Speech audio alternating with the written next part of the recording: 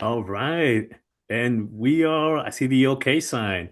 All right, everybody, welcome to this. I think we're gonna give it maybe one more minute, just to let everybody kind of come in. If you see, you're gonna see a poll question. Francisco Mendez Castillo, your RUCKUS Evangelist, here with WAV, have an amazing presentation taking place in a second. I think it's asking me to do my first question. I'm gonna say as expected. Uh, Perfect, perfect.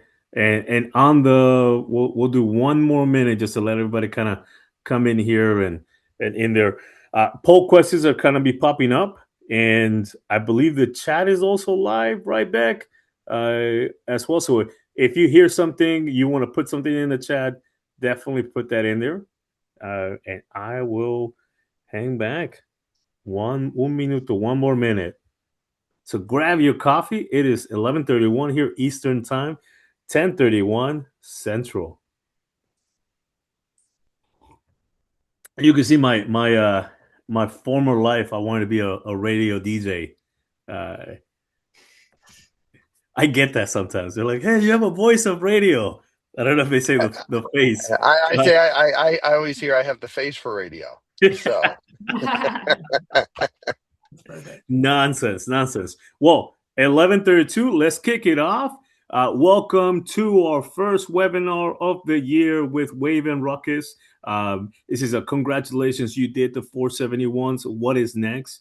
As I mentioned, Francisco Mendez, your Ruckus Evangelist here at Wave. I got Mr. Dan Rivera hosting with us, Director of Biz Dev for SLED, and definitely somebody that has had multiple experiences, but has definitely been there, one on the side of the education side and also on the manufacturer. And so, with that said, and then we have Beck, one of our marketing individuals and talented and everything that's going to be helping us out as well. So, with that, Dan, let's get it started. Tell us, you did the work. What can people expect now? thank you, FMC, and thank you for everyone joining us today. So as Francisco was saying, my name is Dan Rivera. I'm happy to tell you I've been in the industry since '89, specifically selling technology to schools since literally 1990. I've been fortunate enough to sit on a school board. I was part of a tech committee, and it really K-12 is really kind of my passion. I started at a partner, worked there for 20 years. I was consultant for many years after that, went to the manufacturing level, and that's where I've been for the last now 11 years. So excited to be here with you, excited to be part of the Ruckus Pack. I am new to the Ruckus team. I just joined in March 30th of this year. So we're looking about 6 weeks in. But let's talk about the success that you had within E-Rate, whether it was with our brand or with competing or completing brand, right? There's UPSs, there's racks, cabinets, cabling, all kinds of things to go through that help complement the overall solution. So let's jump into what you can expect now that you've won the 470 season. What do you expect next? First, I will tell you, if you're not familiar with Ruckus, we are Ruckus Networks. We are absolutely focused on driving innovation within the K-12 environment, specifically in the US, which is our largest segment for K-12 business, but it is taking a network infrastructure from the access points to the switching and core switching, putting in the right kind of data analytics, management, operation, utilizing AI for that kind of assurance and support. And then layering on top of that professional services, but everything set specifically for school districts. I will just tell you what sets us apart from some of our competitors. We have a great track record across school districts nationwide, from the small charter schools all the way up to the very large school districts with the same brand, same product. It does scale to that, to that scale, if you will. We also have focused specifically on primary education, K-12 in the US, with our product management. So we are developing solutions specific to the K-12 industry, and we are a leader. We're a leader as far as Wi-Fi 7 goes. We actually one of the first to come out with Wi-Fi 7 APs. And in fact, the Alliance, I'm told, uses our APs to test Wi-Fi 7 compliance. So really solid company. I'm excited to be here. But let's talk about E-rate. Let's talk about some of the program updates. There was a major update done just a couple of weeks ago where the FCC adopted an order to create a centralized competitive bidding portal that is effective for funding year 2028. So it will not impact 26 or 27, but for 2028 and beyond, it creates this competitive bidding portal similar to Epic, but a little bit different in the sense that right now, vendors, you as a service provider, submit your bids directly to the applicant, however they see it within their RFP, within the Form 470 or within the RFP specifications on how to submit those bids. Well, now with this centralized competitive bidding portal, those bids will be uploaded to this managed system, the system that USEC manages. The applicants will also upload all the bid responses, evaluations, and contracts. The service providers, you're going to understand that your bids will have increased audit visibility. So USAC will be doing much more review of the competitive bidding process than they do right now. There's going to be less informal communications utilizing outside systems. So traditionally, you might have a email box that the applicant controls and maintains, where you send emails for questions during the competitive bidding. All those questions, all that communications will have to go through this competitive bidding portal. There's also going to be some greater documentation requirements as this comes to shape. They'll make more announcements, but right now it's just been approved, but we haven't actually seen what it will entail. So more to come on that. Be sure to check our sites and connect with us for more information as that gets out. As far as RUCKUS, and specifically the RUCKUS brand in funding year 2026, we had a great year. In fact, it was our largest year in the E-rate program. Just right now, with some late filers, we're seeing probably about 85 million coming in, just under 86, but we grew over 23%, outpacing the market. We outpaced our competitors, several of the competitors, with that 23% year-over-year growth. We had better performance in wireless LAN, capturing 7% of the market share, and then we actually had better revenue in wired. So with over just under $40 million in wired business. So we appreciate you, because all of that business runs through you, our partners. We don't take any of that direct. So the better we do in the program, the better you do in the program, the better you do, the better we do. So it is a very symbiotic relationship there. Some things that have happened in the last 2 weeks. Great news, the funding commitment decision letters are already coming out. We saw wave 1 happen May 1st. Nearly 13,000 applicants received funding, which was over 60% of those who filed. Over $1 billion in commitments, with about 330 million of that being specifically for internal connections. RUCKUS had a great first week as well. Hopefully you did as well too. Just under $20 million in FRNs that were funded, ready to move. Wave 2 was just released. We saw an additional 144 applicants get their funding for internal connections, just under $20 million this time. Not as big, right? And we'll see these kind of come out in this fashion now. RUCKUS specifically got just under $1 million. And one thing to note as we'll go through, what does it mean once it's been funded?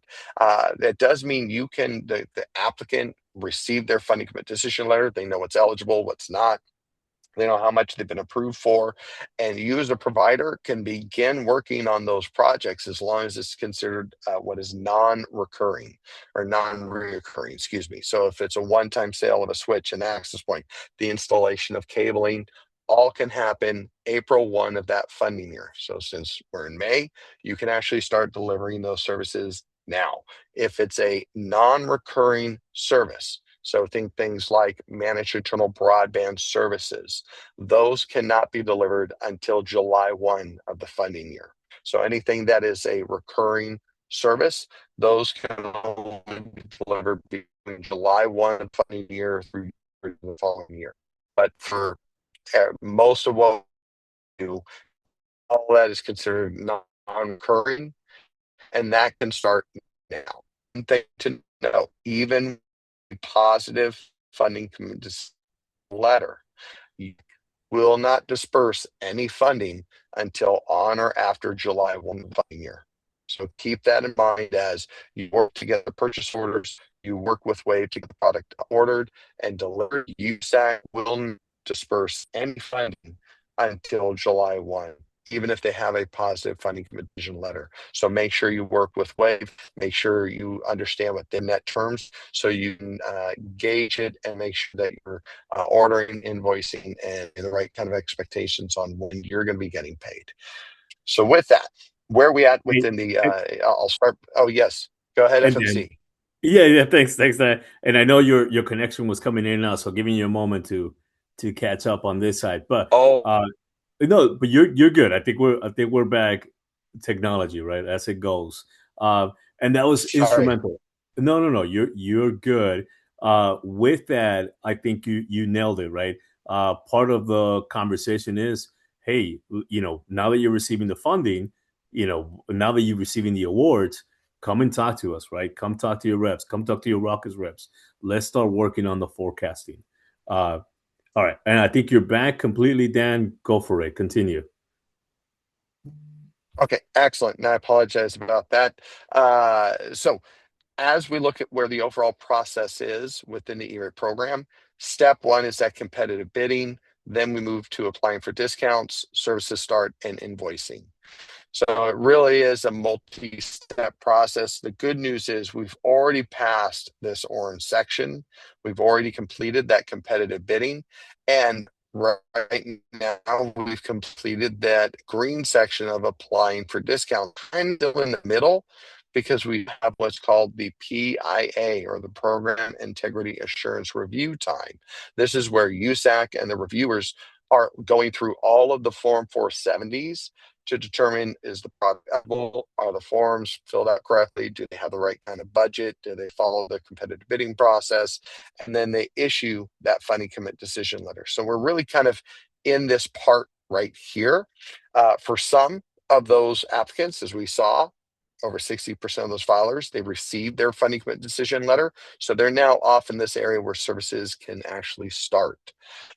If you received an FCDL, a positive FCDL, and you have a customer who's given you a purchase order and you're ready to start delivering services, right now, make sure they filed that Form 486. The applicant needs to file a Form 486, it's a services start form, saying that they intend to begin receiving or have already received services within that 471 application. This allows you, as the awarded service provider, to submit invoices to USAC. Now, understand, it is not the disbursements will not be dispersed until on or after July 1, but you can actually start invoicing. You just won't make any payments until on after July 1. Now, one other thing that we didn't talk about with that recently passed order, the 46 will go away. It's my understanding it's not going to go away until 2028, but that the good news is the FCC does feel it's a little bit redundant. So we won't have to worry about that too much longer. But as we go through the rest of this, understand once you start going in invoicing, it's important to determine whether your customer wants to do what's known as a a SPI, a service provider invoice, or a BEAR, which is a billed entity applicant reimbursement process or invoicing method. Two processes. SPI means you as a service provider create two invoices. One goes to the applicant, one goes to USAC. The invoice for USAC is the larger of the two, depending on what the E-rate discount is. So as you hear, a customer you may have an 85% discount. and they want to use the SPY method, that means that you as a service provider invoice USAC for 85% of that total, and then you invoice the applicant 15% for their total. And it's actually reversed. So you have to, my apologies, you have to invoice the applicant first.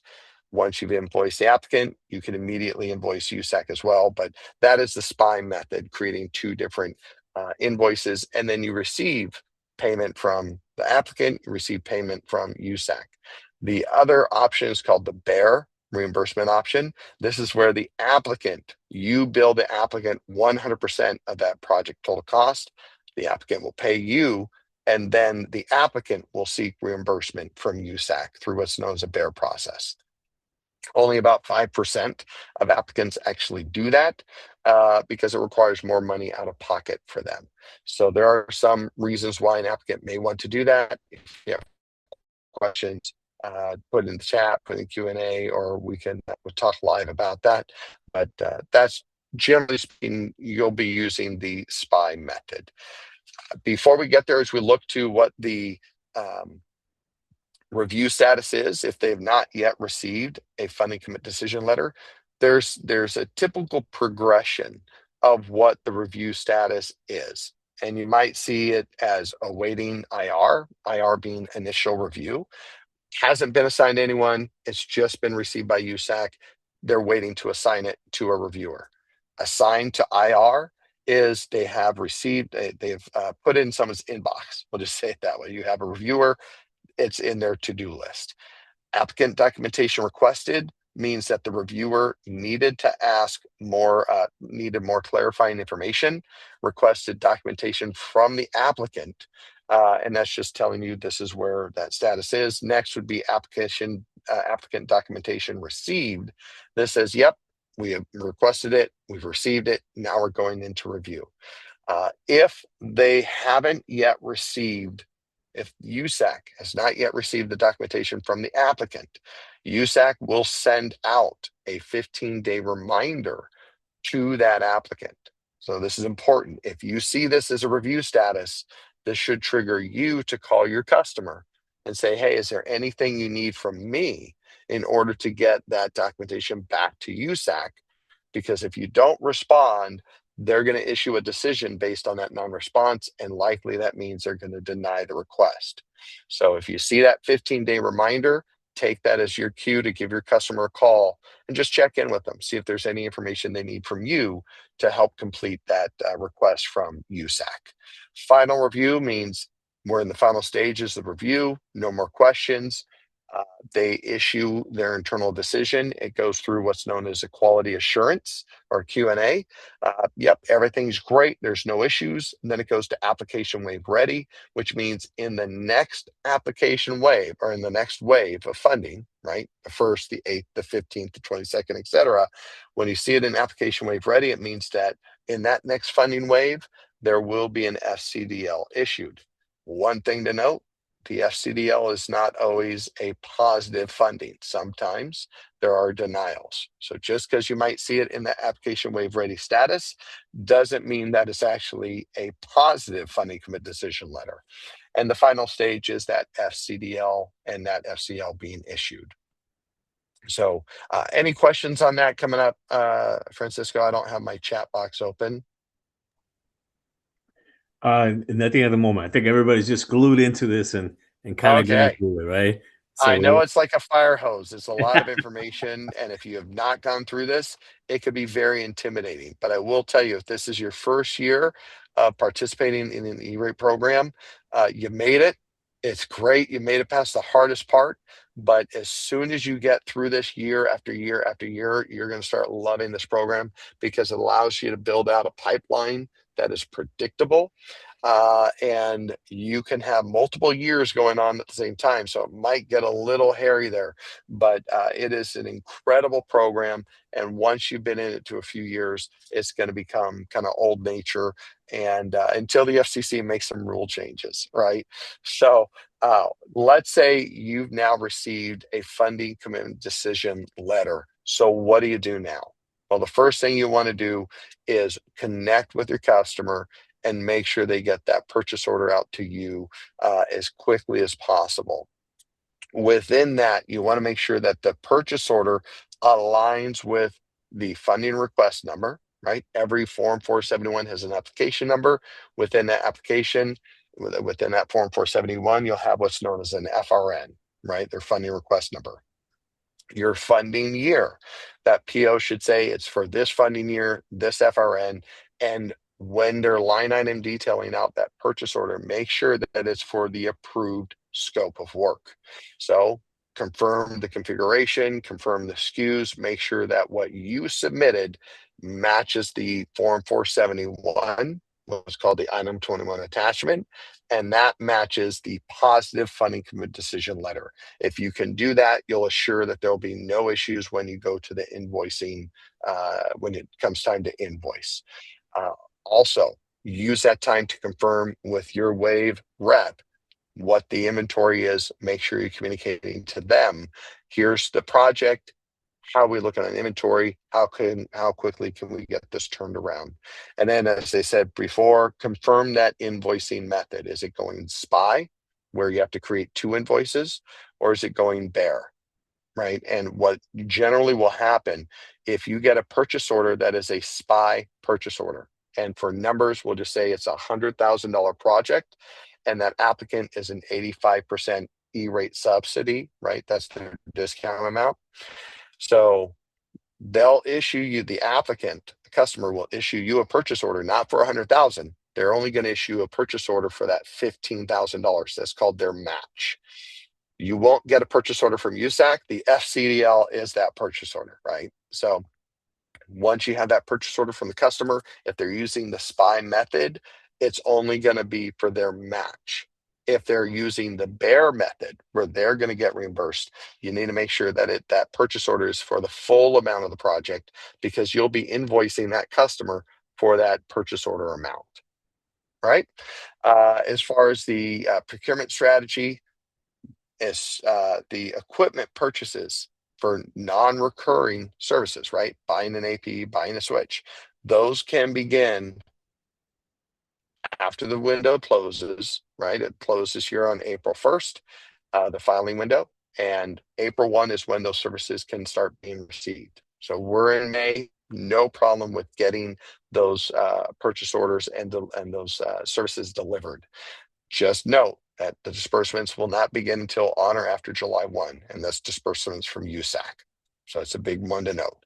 Also, the Form 486, make sure that it's submitted, because you will not be able to invoice USAC until that gets submitted and approved by USAC. All right. How do you manage some large deals, or even those deals that have multiple steps or multiple scopes of work? Maybe you have a deal where you have to install cabling, you have to put in new drops, you support the access points, you have to put in new racks, support the switches, whatever that is. Understand that within the E-rate program, you can do progress billing. USAC does allow for it.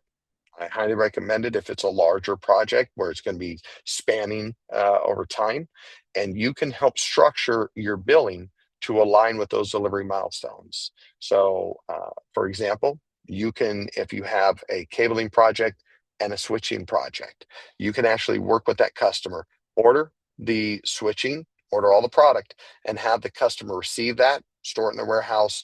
They can take delivery on it, because in most states, right, they require that a school district will have to put on an inventory tag. So, for example, you would ship them out access points or switches. Their warehouse would receive them, open it up, tag each product, take down the what the product is, the serial number, etc., and they'll go ahead and do inventory control tagging on that. We do not want to wait until it's time for you to install and then have them come and tell you, oh yeah, wait, we need to send to our warehouse to tag them. So work out with your customer, do they require inventory control tags? And if they do, you can either ask them to receive the product in their warehouse so you can deliver that product. Now, once you deliver that product, you can actually bill for that product that's been delivered. You can't bill for any of the professional services until those services have been delivered, but you certainly can bill for the product that has been delivered and received to their warehouse. So hopefully that makes sense, because we don't want you having to carry the dollar on this any longer than you need to. All right. I think we're good. Unless there's questions on that, and Francisco, just let me know if there are, as I'll keep going through. Some things to avoid, common mistakes post the Form 471 is an applicant missing the PIA response deadline. As I said before, it's really important to monitor that review status. Once you see it go into an applicant documentation requested status, connect with that customer and say, is there anything you need from me? If you see it go into a 15-day reminder status, that should be critical. Really connect, go visit the customer. What do you need from me to get information back to USAC so you don't get denied on that funding? Another mistake is actually waiting for the funding before you start planning your execution. So right now, as soon as you have that award on the Form 471, I'd encourage you, meet with your customers, talk about once we get the FCDL, how long, how many steps will it take to get a purchase order? What sites are we prioritizing? How are we going to handle the equipment? Are we delivering it to the warehouse? Are you going to inventory control tag? Some customers may ask you to do that inventory control tagging, right? Doesn't matter where it happens, but those are services that you might be able to offer. But everything you have to do is don't wait for that funding before you start planning on how to execute the project. Another common mistake is that misalignment on invoicing method. A lot of applicants will want to use the SPI method. Do not assume that they're using SPI or BEAR. Just confirm what invoicing method are they using for that procurement. Speaking of that, Lack Dan, of I have a question coming yes, through right yes. now. They said they changed it this year, and select SPI or BEAR when submitting their 471. What's the process? Ralph is asking, what's the process to change that if needed? They have someone that submitted it not knowing what BEAR really means, and they want to know how to change to SPI. Yes, they can put in a change on that through the Epic portal. However, they cannot do, how can I say this? Once they start with one invoicing method, they can't switch. So as long as there's not been any payments or invoices against that FRN, right? As long as there's been no disbursements, no invoices against that FRN, the applicant can go ahead and change that invoicing method through the Epic portal. Epic is the E-Rate Productivity Center portal. So yes, for this type of, assuming that they haven't taken any action on that E-Rate application, they can actually go into their Epic portal and do a correction on the Form 471 and make that change of, we put BEAR, we went to SPI. So they can go ahead and do that. Okay. As long as they haven't issued any, any disbursements on it. Because once USAC has made a disbursement on a 471 that is BEAR, they're going to say the whole project now is BEAR with SPI, right? Once they make a disbursement and it's on SPI, the entire FRN is going to be SPI. Mm-hmm. Okay. Great question. That's a great question, Ralph. Hopefully they can get that connected. That is something that if they used an E-Rate consultant, most applicants are using E-Rate consultants now, can do for them. Or if they need help, they can always reach out. We can actually work with them. We're not a consulting firm, but I can give them the right kind of documentation that's available on the USAC website that'll tell them how to go in and make those changes even after the 471 has been submitted. Perfect. Great question. All right. And then another mistake that we say is, applicant delaying the issuing of a purchase order, even when a funding commitment decision letter has been issued. So when you see that FCDL get issued, work with the customer, make sure you have a clear process to get those purchase orders created. One thing to note on larger deals, when I was at a partner, we got burnt on a very large deal, $800,000 deal. The customer gave us a purchase order. We went to invoice, and it was only after invoicing did we find out that for deals over 500,000, for purchase orders after that were over 500,000 requires board approval. So that was a huge challenge to get over. So make sure you work with purchasing if it's a larger deal. See if there's anything they need. Do they need board approval? Do they need contracts? Do they need anything that would make it a challenge to issue that purchase order? So clear that before a funding commit decision letter and even after, right? Before you move on a large project, make sure that the purchasing department has everything they need on those deals, all right, on those POs. Great thing, if this is your first year in working within the EPIC portal, the E-Rate Productivity Center portal, USAC has developed some great videos on what you as a service provider, how do you submit your invoices? How do you certify your invoices? How do you manage it? How do you find out what the status is? And so there will be you'll get this whole deck, but go through that, spend some time. It's actually not that long, but it is important because you want to make sure that you're doing it correctly. You've done the work, you've incurred the cost. Do not make the mistake in submitting a incorrect invoice, right? So spend some time, or have your accounting department spend some time going through that invoicing video. There's 5 of them, but really there's 3 key videos to go through. So from there, as we look to E-Rate funding year 2027, you might say, well, we just talked about funding year 2026. Funding's happening. Why are we even thinking about 2027? It's because right now is the time to get ahead of the deal for funding year 2027.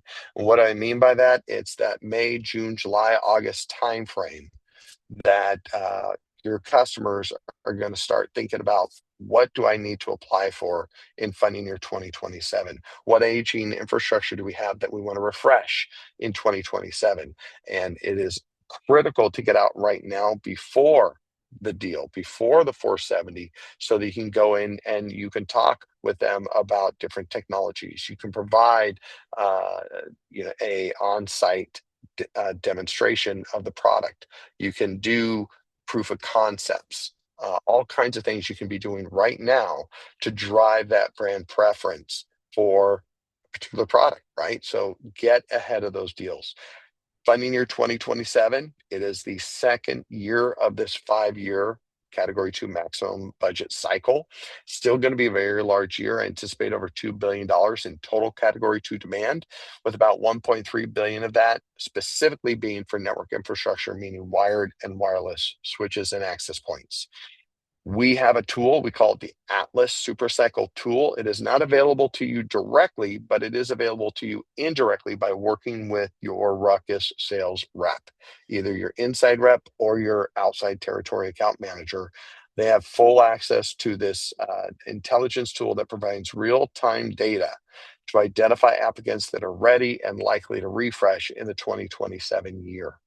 Why is this important? We don't want to try and reach all 22,000 applicants. We want to make sure that we're being very selective, very surgical, and going after those applicants that we believe will be refreshing their wired or wireless network. Now, how do we do this? We know, I'll say it this way, the best thing about E-Rate is also one of the most challenging things about E-Rate, right? Everything is public. So we know what customer is buying what product from which vendor and how much they're paying. So in order to ensure competitive bidding, in order to ensure that the customer is getting the best deal they can, this is how we do it. Identify the customers that you already have that are available to refresh, protect that install base. Make sure you're connected with them. Hey, we see that you might be refreshing for this 2027 year. Do you need information on the newest technology? Do you need a demonstration? Can we bring in and show you what is available to you with your install base? Now, this next step would be customers that you may be selling switching to right now, but you're not selling the wireless, or maybe you're doing cabling for them, but you're not. We call that a development opportunity, for you to expand in that account.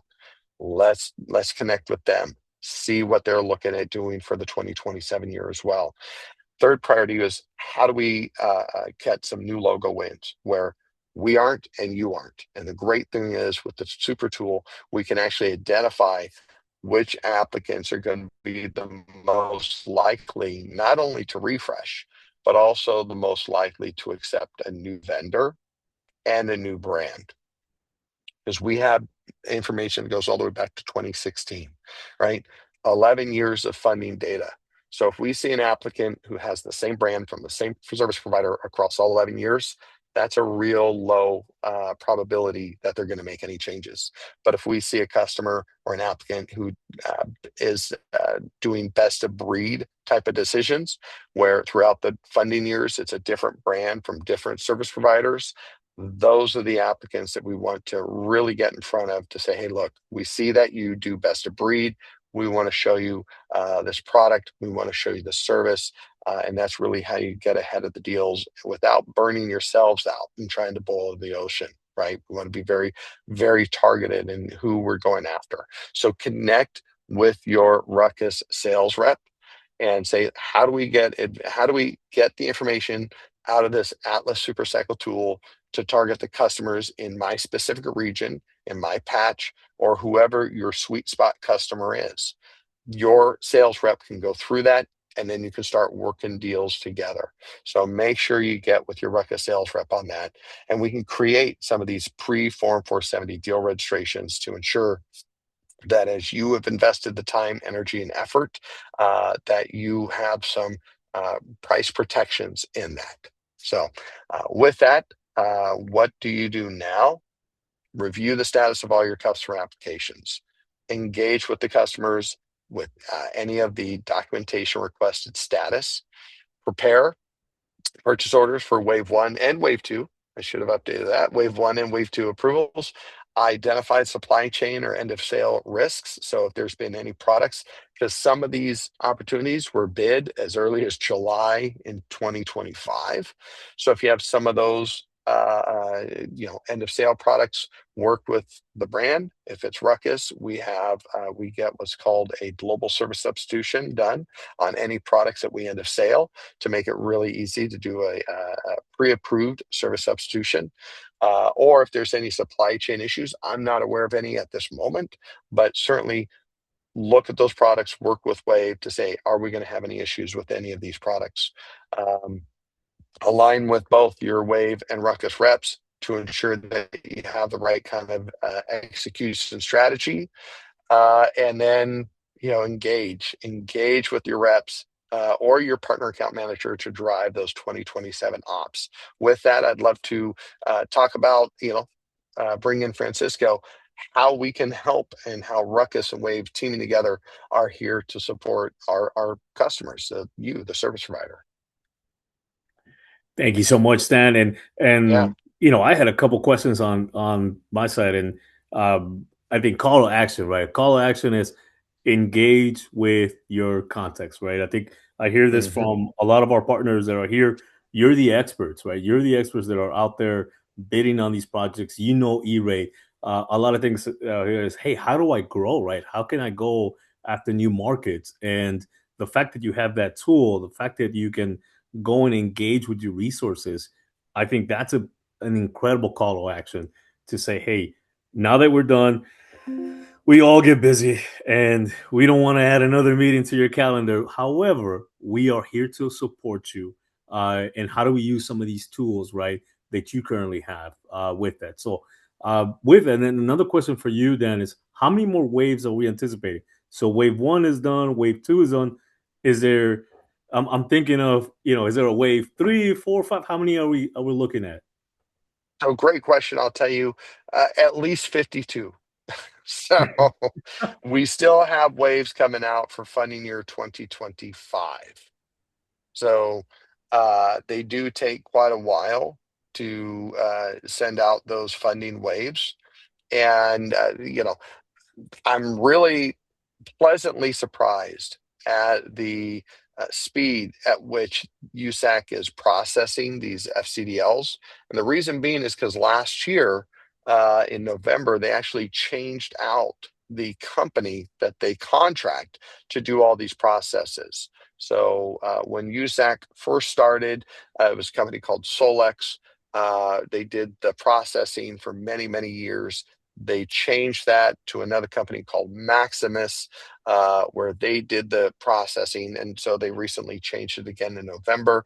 The new company seems to be doing a really good job of getting these funding commit decision letters out. So all that to say, we'll still continue to see funding commit decision letters come out.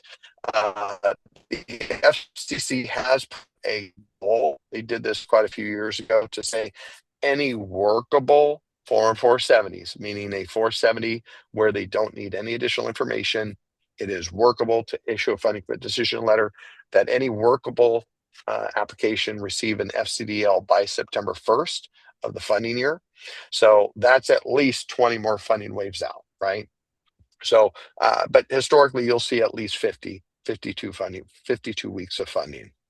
So Wow, many more to 52. come. Yeah. Yeah, that's a good amount. And it looks like, Beck, we have a question from David in the box. We do. Perfect.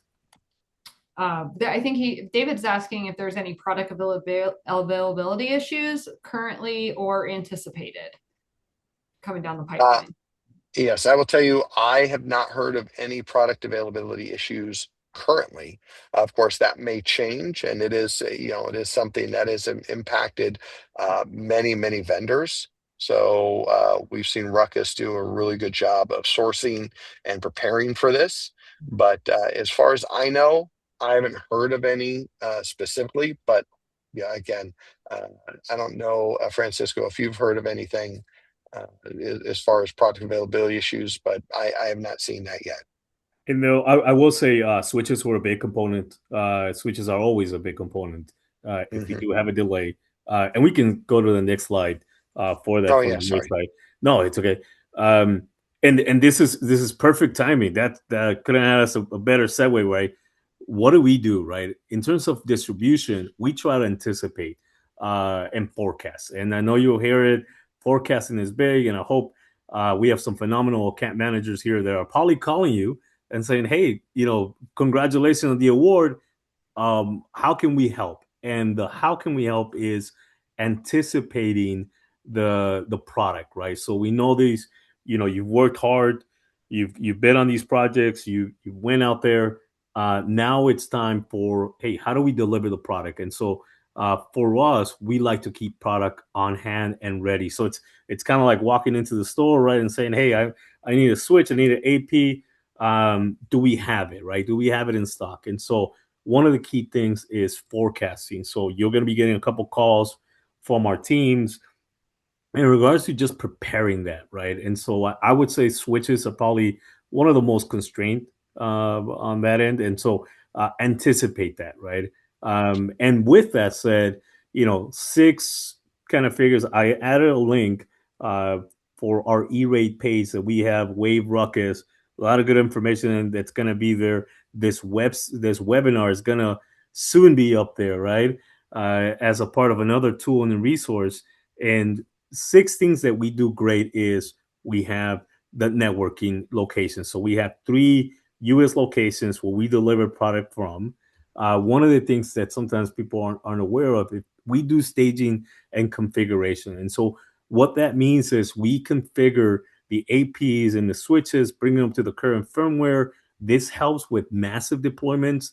You're having, 100 switches, maybe 500 APs. We talked to partners that are based in North Carolina, in my state, right? And they got an opportunity in Texas. If we're able to cut costs and help them out and be able to ship the product configured, ready, open in the box, plug, and most of these deployments are done during the school break. This helps out not only in the cost overhead, right, but also just in the delivery, right? So that is something that we can do on our side, and talk to your reps about that for that. Another area that we assist is flexible net payment terms. What that does is we have some optional payment terms with that. And so if you haven't seen it, we have that on our website, but talk to your reps about that, especially as we know that, this is going to be, now you got awarded. When is the deployment going to happen? If it's going to happen in June or July, how do we assist for that now, right? How can we secure the product now for you have it here ready for you, maybe even configure it right and set it up. Complementary in-house design, and I think somebody asked for that before, like, and you mentioned that, Dan. Hey, we had a switch that is unfortunately end of life. What is the alternative, right? We can help you with that as well, in anticipation, and that's part of our pre-sale support tool. So we offer pre-sale support complimentary to our partners. I know that is something that is overlooked. I would table that as you're out there looking for proof of concepts. You're out there talking to, maybe you have, and I know a partner used this in New York. Hey, I go out there and I bring in lunch for schools and I have a conversation. Tag us in. Tag, have our SE be a part of that conversation. We can be there and maybe provide a roadmap and say, hey, these are some of the APs, these are some of the switches that help out. Go ahead, Dan. You had a question. As long as it's under $20 a person. Right. Don't violate that gift rule. Yes. And again, it's all virtual and fun. And with that, the other main one I probably would say that we've used a lot is the bill and hold, right? And what does that mean? That means that, and Dan, you mentioned that, right? Big deployments, right? Where you're having 500, 1,000 APs. Congratulations on that. But how do we help, right? Especially with long, probably installations, we can actually hold the product for you, work with you on building this with you, and have it in-house, right? Ready for it to be deployed. And I think, some call it maybe a virtual warehouse. We call it a build and hold kind of criteria. So definitely something that we offer here at Wave, and talk to us about that, right? And I think that I know the next slide is more kind of an image. If you want to go to the next one, kind of shows kind of our presence and our footprint. We do have Canadian locations as well for us. But with that, Dan, I think that's what I have. I think my big call to action is congratulations on the awards. Congratulations on getting this. How do we anticipate this so that there's no, hey, I'm ready to order, Francisco. Do we have the switches in hand? That's a conversation we want to have that now in May for us, so that we can anticipate any kind of delays that we may have. And I think I'm gonna go with what you said, Dan. We're ready for the next fiscal, right? We're about to start. It starts in July. How do we anticipate that? And how do we get ahead of that? And so, that call to action, work with your reps, work with your people, your RUCKUS people. I would, you have phenomenal reps in different areas. And, I think the biggest, I've been in this role for about a year, going on a little longer. The biggest compliment that I get is, hey, when I call my RUCKUS rep, they pick up. And I think that's a testament to what's said in there. But that's what I have on my side, Dan. That's excellent, and I appreciate you, Francisco, because that is why I be